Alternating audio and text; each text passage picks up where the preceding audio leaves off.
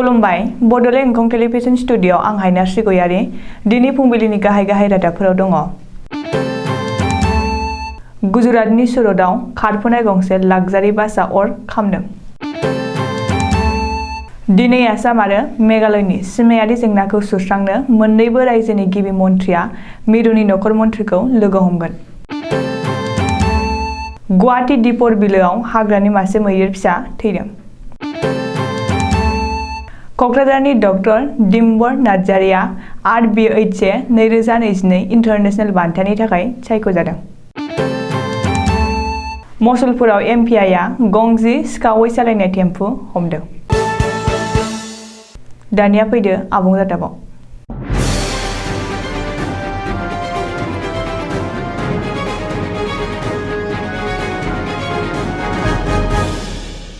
गुजरातनि सुरतआव बुधबारखालि राजा लामायाव खारफुबाय थानाय गंसे लाक्जारि बासआ हरखाबै गिलु-बालु अर खामदों। बे जाथायाव सासे आइजोआ जायगायावनो खामथारजादों आरो बिनिनो फिसाया अर खामजानानै 70% जोखोम जादों। आथिखालाव जोखोम जानाय सुबुंखौ देहा फाहामसालियाव एडमिट खालामनाय जाबाय होननानै पुलिसनि सुलुङाव फोरमायदों। पुलिसआ मिथिहोबावदों दि बे बासआव गासै सा 15 लामा हान्थियारिफ्रा गाखोदोंमोन। बिसोरनि माखासेया गावबा गावनि जिउखौ खुनुरुखुमै रैखा खालामनो हादों। आबुङै नायबिजिरनायनि उनाव सुरत पुलिसआ बे जाथायखौ मोब्लिबारि सर्ट सार्किट जानानै बासआ खामदों होननानै खौरांगिरिनि सिगाङाव फोरमायदों।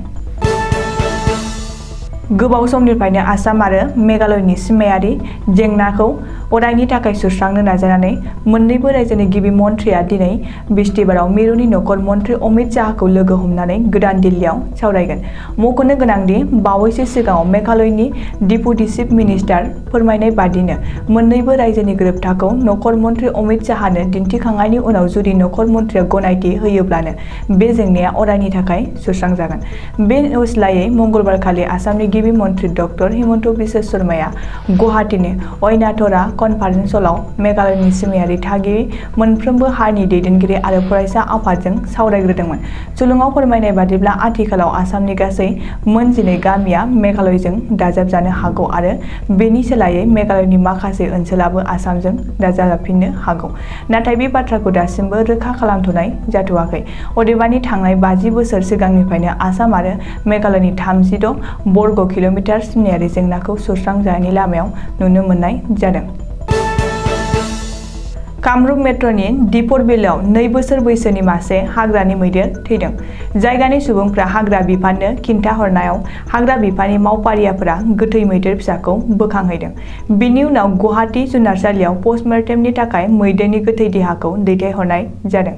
नाथाय मा जाहोनाव बै मैदेर फिसाया थैदोंमोन बेनि जेबो खौरां मोनथ'नाय जायाखै। अब्लाबो नाथाय फालोजों फैफानानै बोरैबा दिपर बिलोनि हाब्रुबारियाव गब्र'नानै मैदेरा थैदों होननानै सन्देह खालामनाय जादों।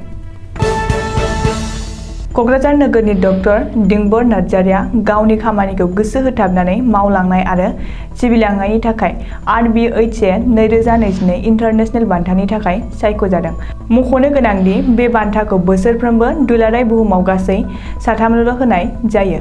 खुसिनि बाथ्रा दि बे बान्थाखौ मोननो हानाय बै 3नि गेजेराव डक्टर डिम्बर नार्जारियाबो सासे।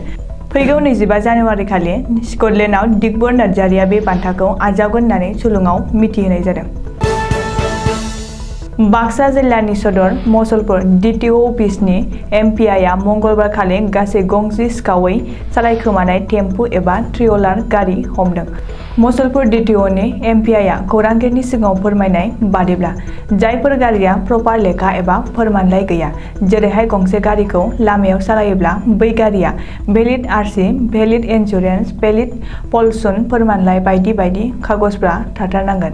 नाथाय बैफोरनि गेजेराव जायखिजाया बबेबा मोनसे कागजआ गैयाब्लानो MPIआ हमनानै जुरिमाना खालामो होननानै मिथिहोदों। बेनि अनगायैबो बाक्सा जिल्लानि गरेस्वर, बरमा, सालबारि बायदि बायदि जायगायावबो बाक्सा जिल्लानि MPIआ सम सम बेबायदिनो लामा सामायाव गारि मटरनि पेपारफोरखौ नायबिजिरनाय एबा थिग्रोमनाय खामानिखौ मावबाय थादों होननानै फोरमायदों। दिनै फुंबिलिनि रादाबा एसेनोसै। गोजोन्थों।